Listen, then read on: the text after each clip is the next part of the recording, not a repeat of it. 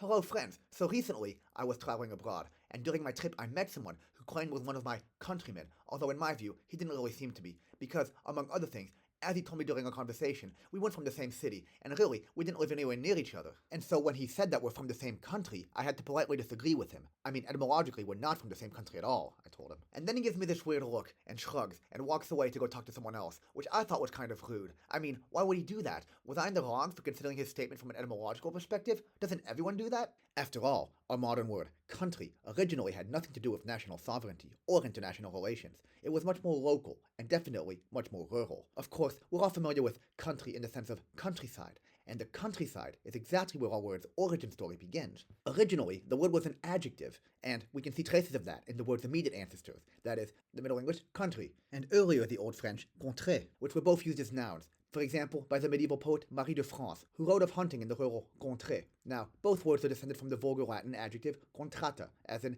terra contrata, or literally land against, or land lying opposite, with terra meaning land, as some of you speakers of Romance languages may recognize, and contrata stemming from the Latin adverb and preposition contra, meaning against, which, among many other descendants, eventually entered into English as the prefix counter. And so, in the Middle Ages, when people in a walled city looked beyond the city walls, the land facing them on the other side of the wall, in what we today would call the countryside, was called the terra contrata. Over time, terra was dropped, and only the adjective remained, and it eventually developed into the word we recognize today. Furthermore, the noun came to denote not so much an area itself, but also the people who inhabited it, which, over time, led to much more political and geographical connotations, like the ones we associate it with nowadays. But yes, unlike the word's modern meaning, in the original sense, a country was definitely a pretty small area, generally comprising the local area surrounding a community. Oh, and one more thing, a country might sometimes be made up of counties, like the United States, which has more than 3,000 of them, but although the words sound similar, they're not related, as historically, a county was ruled by a count, hence the name, and not necessarily one who was able to count, as also the verb isn't etymologically related to the noun.